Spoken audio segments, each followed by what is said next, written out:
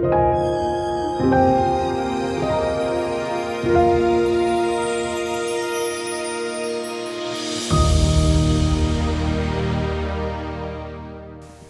you very much, Victor. I appreciate that. Okay.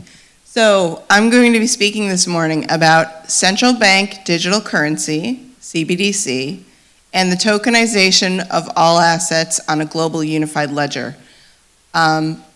Revelation 13 is not a joke, and this is not a drill, okay? We are seeing, and I will show you, the architecture that's being set up all around us to enforce Satan's no buy, no sell policy. So let's look at this. And this is not financial advice. I can't tell you what to do. I can't give you legal or financial advice. I can't tell you what you should do with your 401k. I can give you some ideas. I think you should lay up your treasures in heaven is what you should do. But I can't give you financial advice, so that's not this. You're responsible for your own decisions. So as Victor said, I'm a lawyer, and I left the practice of law to start my business trading currencies and equity futures, and I'm constantly monitoring the central banks and what they're doing. And so during the pandemic, I saw them ramping up towards central bank digital currency, and it woke me up. I never believed the Revelation prophecies. I didn't believe that that could happen here in these United States where we enjoy freedom, but it's happening. So I'll show you. So Revelation 13:17 says, "And that no man might buy or sell, save that he had the mark or the name of the beast or the number of his name." This verse implies such a state of financial repression that none of us really can quite imagine. And I don't think that people are really ready for this. But this is going to happen, and they're setting up the architecture for that. And this is my Substack where I publish new developments. So if you would like to follow me on Substack, you may subscribe to my Substack. So what are central bank digital currencies? Central bank digital currency is fully programmable, fully traceable digital currency that is centralized and distributed by a government or its central bank. And because it is centralized to one authority as opposed to being decentralized, it's fully controlled and programmed by the authority that issues it. This means that the government can surveil all of your financial transactions and control when, where, and upon what you can spend the currency. And why are they a threat to liberty? Because with central bank digital currency, the government would have the authority to decide and the power to enforce how you may or may not spend the currency that is assigned to your digital wallet, which would be tied to your digital ID. CBDCs are designed to financially constrain the user in any way in which the government wishes to constrain the user and to elicit whatever behavior it wants from you by squeezing you financially. So it's like, you might be familiar with cryptocurrency. Cryptocurrency like Bitcoin. Bitcoin is a decentralized cryptocurrency. No one can control what you do with your Bitcoin if you had Bitcoin, for instance. The other altcoins, the other cryptocurrencies, they're mostly decentralized if there are a large number of stakeholders, but no one can really tell you what to do with your cryptocurrency if you have cryptocurrency. The opposite is true with central bank digital currency. So let me go back to this gentleman right here. This is the Bank of International Settlements General Manager, Augustin Carstens, in October 2020, and there's a video clip that I've published on my Substack of him saying these words, and it's online, you can find it as well.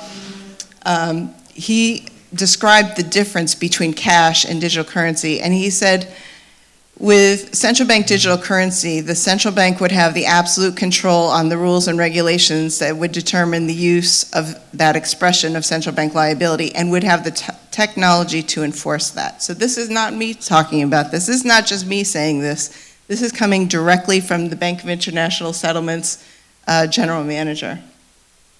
And what's true freedom? True freedom is a financial freedom to conduct whatever financial transactions you choose to conduct in secrecy, in your own privacy, to give as much money as you please, to save as much money as you please. That's true freedom. But with central bank digital currency, you can't do that. And the difference between cash and CBDCs I have here, cash transactions are private and they offer secrecy and privacy. Cash isn't dependent on a network to be used or electricity. It doesn't expire. No one can hack your $50 bill, but they could hack your central bank digital currency. With central bank digital currency, there's no privacy in any financial transaction. CBDCs are fully traceable. They're digital. They're not physical. They're vulnerable to cyber attacks. They're fully programmable, meaning the government can decide if you can spend your currency, if you have currency. They can set an expiration date on your currency so that it would expire in 30 days, forcing you to spend the currency and convert it to goods before it evaporates. So if the government wanted to outlaw or restrict the sale of guns, they could program the currency so that it would not be used to purchase guns. If they didn't like your social media posts, if they did not like your religious beliefs, if they did not like anything that you were doing, if it was unfavorable toward the government, like the truckers in the trucker protests, their funds were seized and their bank accounts were frozen. That could happen even so much more efficiently with a central bank digital currency. Just with a line of programmable code, they could shut you off financially. So it's serious. So with a CBDC, a central bank or government can see all your transactions in real time and tax you accordingly, instantly. They can mandate that any and all shots must be taken. They have ability to turn off your money if you don't comply. They can turn off your money if you don't like your political views or your social media posts or your religious beliefs or practices. It could, like I said, be programmed to expire within 30 days, and that's a feature that the central banks actually like because they can control the money supply that way. Your money could be programmed so it can't be used to buy certain goods or services if, for instance, we were going for some sort of social credit score with climate change and everything, and they wanted to limit how many flights you take because your carbon footprint might be too high. They could restrict what you can purchase with your currency according to that as well. So, like I said, this is not me saying this. They're saying this. They're just not, you're not seeing it because they're not showing you on the media, on the mainstream media. No one's talking about this. Nobody's talking about it. Very few people are actually talking about this. But Neil Kashkari, who is the president of the Federal Reserve Bank of Minneapolis, he was interviewed and he was asked about central bank digital currency. And he basically said CBDC doesn't solve any actual problems. It doesn't add anything novel to the market in terms of benefits for consumers. It doesn't offer you any benefits. It only acts as a digital prison that's disguised as money, essentially. And this is what he said, and it was great. I mean, I published the video of him saying this on my Substack. He says, I keep asking anybody at the Fed or outside the Fed to explain to me what problem this is solving. He says, I can send anybody in this room $5 with Venmo right now. And then there was some laughter in the background. And he said, no, seriously. So what is it that a CBDC could do that Venmo can't do? He says, and all I get is a bunch of hand waving. Well, China's doing it. Well, I can see why China would do it. If they want to monitor every one of your transactions, you could do that with a central bank digital currency. You can't do that with Venmo. If you want to impose negative interest rates, you could do that with a CBDC. You can't do that with Venmo. And if you want to directly tax consumer accounts, you could do that with a central bank digital currency. You can't do that with Venmo. So I get why China would be interested in this, but why would the American people be for that? And the thing is, the American people wouldn't be for that. And even in the countries that have launched a CBDC, and there are some countries who have launched a CBDC, there's very low adoption because people don't want to be enslaved by their government. People understand what this represents. So our Constitution really prohibits central bank digital currency because the Fourth Amendment guarantees us certain privacies and certain freedoms. We are guaranteed the right of privacy from unreasonable search and seizure. And the central bank digital currency really violates that. So there's a way that the European Central Bank, they are looking at a model, and the US is looking at a model which would try to disguise that. So instead of CBDC being issued as a direct issue from the government, like has been done in some countries, and like has been piloted in China and India and such, those are direct issue CBDCs. The United States is looking, and the European Central Bank is looking at using a synthetic model CBDC, which is placing a bank between you and the central bank. So it doesn't look like this currency is coming from the central bank. It doesn't look like they're controlling you. You know, you're still dealing with JP Morgan Chase or Bank of America, but it's still central bank digital currency. But this is how they're going to try to obscure it. And you know, they're trying to not make it look like a traditional CBDC. And Jerome Powell confirmed this in September 2022 during an event hosted by the Bank of France that central bank digital currency would not be anonymous, and it would be intermediated, which means the synthetic model. He said if we were to pursue a CBDC, it would at a minimum have the following 4 characteristics. First, it would be intermediated, meaning there would be a bank between you and the central bank. So you would deal with JP Morgan Chase or Bank of America or whatever few banks are left that the Fed would control, and you know, that's how you would receive the CBDC. Second is privacy protected. Third is identity verified, so it would not be anonymous. And he's basically telling you you would have to have a digital ID, and it would be tied to your digital ID so that they would get to see everything that you're doing. And it would, the fourth is transferable and interoperable. So it would still be fully traceable, fully programmable, and tied to your digital ID. It just wouldn't look like a direct issue CBDC. And in that way, they're going to try to say that it doesn't violate our Constitution. Right now, we have FedNow, which is, this came out in July 2023. It's an instant payment system infrastructure. And basically what it does is FedNow is inviting banking institutions to participate in it by accessing Fed funds instantly on this platform, and then the bank can offer its customers instant transferability, kind of like, you know, using Zelle, where you can transfer money instantly, and using the Fed as a backstop. So that's what we have right now. But it is a foundation for a US CBDC. It is the technical infrastructure on which a CBDC can be built. And the European Central Bank basically said the same, and they acknowledged that there would be control. So they said that when they released they're in the preparation phase now. They went from the investigation phase to the preparation phase. And they said in October 18th, 2023, that there would be private intermediaries, meaning banks between the customer and the central bank. And they indicated that there would be control.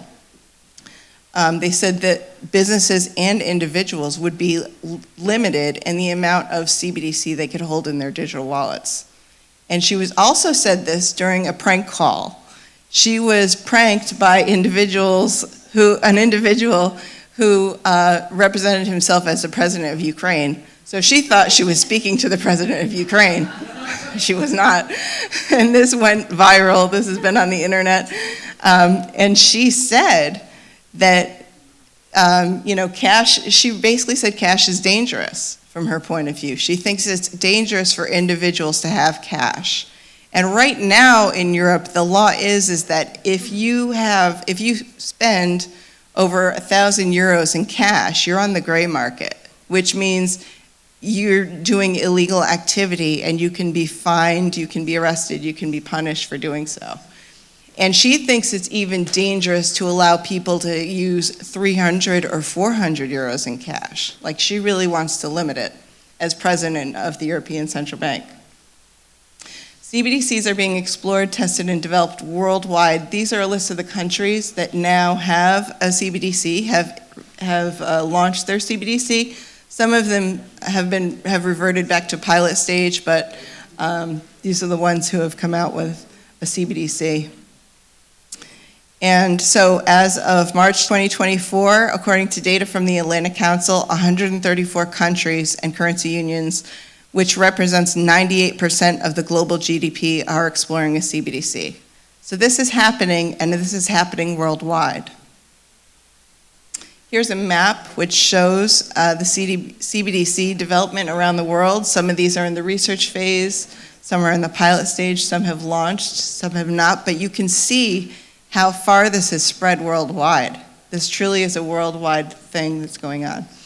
And I put on this slide retail only because there's two different types of central bank digital currency. There's wholesale, which banks and financial institutions transfer among themselves, and that's fine. And then there's retail, which is issued to the consumer. The retail CBDC is the central bank digital currency that can be programmed to limit your activities and to trample your freedoms. So that's why we're concerned about retail CBDC. So this information is from the Atlantic Council. There's a similar map from cbdctracker.org, and you can see how far around the world this has spread. A lot of countries are working on this right now. These are the list of countries in the pilot program stage as of April 2024. These are in the proof of concept stage as of April 2024. And I'm just speeding things along to get through this because we're running out of time. So Nigeria. So what happened tragically in Nigeria is when they issued their CBDC, the government couldn't get people to use the e-Naira, which is the Naira is the cash in Nigeria, their cash currency. The e-Naira is their central bank digital currency, which they issued. They couldn't get people to use it. Their goal was to achieve 90% adoption, but they could only get like 0.5% adoption. But Nigerians love cryptocurrency. Nigerians like to use Bitcoin because they have more freedom and they can do more with Bitcoin. So at the time, at the end of 2022, in order to try to force adoption of the e-Naira, what the president and what the government did was they took their physical banknotes and they redesigned them. So there was a shortage of cash, an intentionally created shortage of cash, and people were limited in the amount of cash they could get out of ATMs every day. They could only get to the equivalent of like $45 out of the ATM. And it really was a problem. There was riots erupting throughout the city, burning vehicles, burning cars, because people weren't allowed to have cash. They just couldn't get cash. They couldn't get cash out of the bank. They couldn't get food. They couldn't make medical payments. It really was a tragic situation. There was quite a bit of protesting. So that's the tragedy of what happened in Nigeria. And hopefully governments have learned that in rolling this out, they won't do so in such a draconian way, creating an intentional shortage of cash that really, impacts people, but you never know, and you want to be prepared for that. If they were to do that here, can you imagine if you could only take $45 out of your bank at an ATM? But that's happening. There's a video that actually just went viral very recently of a man in Canada who tried to take $3,000 in cash out of the bank, and they wouldn't let him. They were just like, what do you need this for? He's like, what do you mean, what do I need it for? It's my money. I'm buying a car, by the way, but why do you need to know this? And why are you giving me my money? They wouldn't give him the $3,000 in cash. So this is coming. So the next thing is, the next piece of the architecture is tokenization of private assets on the global unified ledger. The Bank of International Settlements released a plan in their June 2023 annual report. They released one chapter of the report which has this plan. It's called Blueprint for the Future Monetary System, Improving the Old, Enabling the New. And what this calls for is tokenization of all assets, your car, your house, your bank deposits, any securities you own would be tokenized, represented by a digital token that contains the rules and regulations as to how the instrument could be transferred, as well as smart contracts, which act like if-then statements. So this is going to be incredibly convenient for people, and that's how they're going to sell this. Right now, if you tried to sell a piece of real property, a house or a piece of land or something, you have to go through a lengthy process, a closing process. It could take 30 days or 2 months or something like that. With digital tokens, that could happen instantly. As soon as the money is transferred, the asset can be transferred.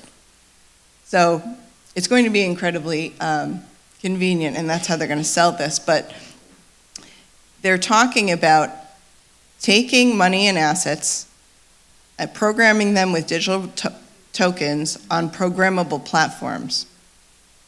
So the issue that the platform is programmable and centralized with one authority is really the danger here. And so the report defines tokenization as recording claims on financial or real assets that exist on a traditional ledger on a programmable ledger. Also, the report states that on the programmable platform, there's a data environment that would incorporate information from real-world events. And what does that mean? Well, let's think about what happened with the truckers. You know, if you were unfortunately in Washington, D.C. on January 6th, if you were involved in a situation that the government doesn't like, they could sweep up all your assets via these tokens, and you could lose ownership of all of your assets under this type of system. So this is really a piece of architecture that's part of Satan's no buy, no sell policy. The Boston Consulting Group and ADX forecasted that by 2030, 16 trillion worth of assets could be tokenized. So this is something that's happening right now. Right now you can find securities that are sold on-chain, and there's some that are sold off-chain. On-chain means they're being sold, tokenized basically, and sold on a blockchain. So the tokenization is happening, and it's going to continue. This is a new development that's actually really significant. I don't know if you're familiar with the SWIFT network, but the SWIFT network is a global bank messaging network. It's to try to understand how widespread its use is. It connects over 11,000 banking and security organizations. It provides the infrastructure for all of these banks to send information, money transfer instructions in more than 200 countries and territories. So for example, in November 2022, an average of 44.8 million messages a day were sent through this network. It's a vast network that the banks use every day to conduct business. They just finished phase 2 of their pilot program of building a CBDC platform. And their report is titled Connecting Digital Islands. And basically, their sandbox project demonstrated that it could ensure that different countries' CBDCs can all be used together. This is quite significant because if one country builds its CBDC on one platform or uses one set of technology and another country uses another bit of technology, you know, would they really be interoperable? Well, with this type of platform, they could all be interoperable despite that they use different technology. So this is quite a significant development that makes this global and threat more of a reality. And they estimated that they're planning to launch this CBDC platform in 1 to 2 years. And that's not much time. So this is happening, and it's happening very quickly around the world. They demonstrated that they could, their platform could be used in highly complex trade or foreign exchange payments and potentially be automated so to speed it up and lower the cost of the processes. So are we ready for the coming storm? That's really the question that we need to ask. And how many of us have heard this from the World Economic Forum, that you'll own nothing, it's 2030, you'll own nothing and you'll be happy. CBDCs and the tokenization of all assets on the global unified ledger, that is exactly how they can accomplish this. They can ensure that you will own nothing, or that if you want to continue owning what you own, that you follow their rules. This is truly the essence of the mark of the beast system. and I really liked this meme. I thought it was pretty cool. They need a crisis to bring this about because no one wants this. When you explain to people what these technologies represent and what these currency and CBDC platforms represent, no one wants this. Everyone wants to enjoy freedom.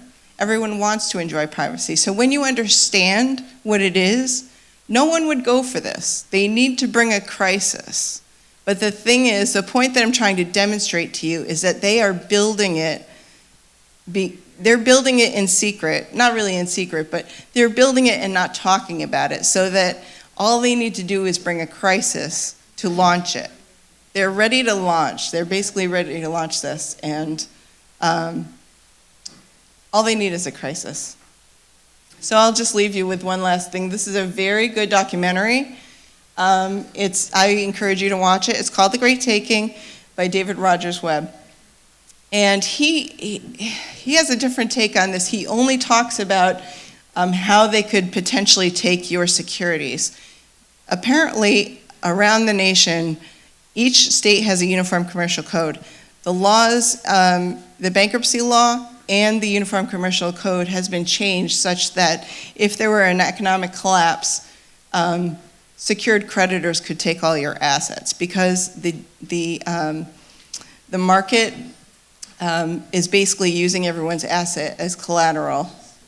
And he explains it in a much more articulate way. So I encourage you to watch that. Also, this I thought was inspiring. He goes into how he talked with and interviewed people about the Great Depression.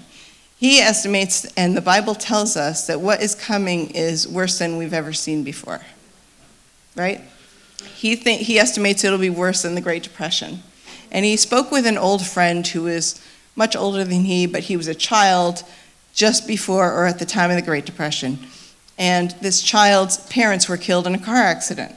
And he was sent to live with his grandfather on the farm. And he really didn't know there was a Great Depression happening because they had everything they could want in the farm. They had, food, they had everything. So Ellen G. White, what can we do? Ellen G. White's, advice to move to the country.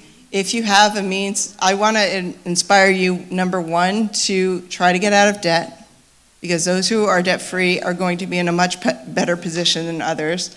Number two, if you can get a place in the country and start preparing for that and have a means to produce food, you'll be better off for it. So I'll leave you with that. Sure, what's your question?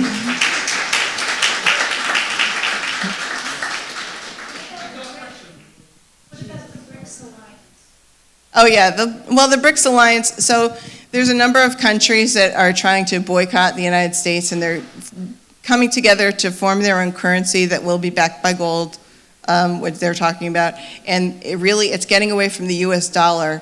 The United States has weaponized the dollar as an asset of control, and we've tried to punish other countries with our US dollar, and they're sort of rebelling against that. And that's just one form of de-dollarization that we're seeing, which is one of the things that could, if we lose the dollar's reserve status is lost in the world to a currency like the BRICS currency or another currency, or just through our own stupidity, printing money for wars we can't afford to wage, that's all going to be very hyperinflationary eventually and cause more de-dollarization. So that's one aspect of de-dollarization. It's just another adding to a crisis that could bring about a CBDC. If we lose reserve status, I guarantee you the Fed will go to Congress and say, we need to roll out this thing right now and convince the American public that the CBDC is our way out of the situation that we're in, and it's a way to restore the U.S. dominancy and hegemony around the world, or something like that. It's just another thing that they could be used to launch it. I think we have to go, but I'll speak to you later. Because when we move to the country, eventually they will come for our houses, right? Yes. Your land and house in the country will be tokenized on the Global Unified Ledger, so you could potentially lose that. But it's safer and better than being in the cities. I mean, being in the cities when, the shelves are empty, you'd be better off, if you could produce some sort of food for yourself, or at least build a relationship with local farmers where you can get food, who are like-minded. Maybe you can barter with them, maybe you can perform a service for them or something. That would help you as well.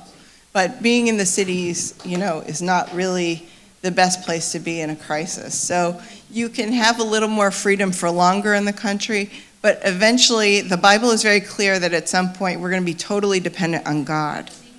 At some point we are going to be, may your flight not be in the winter or on the Sabbath. That's basically what the Bible says. We're going to be on foot at some point. You are going to lose all of your things. Be okay with that. Have a strong relationship with God. Pray every day. Pray every day, pray every day, pray every day. And have a strong relationship with God, because God is what's going to give you peace and get you through the situation so that you can be a joy and a channel of blessings to someone else. So that's all I have to say.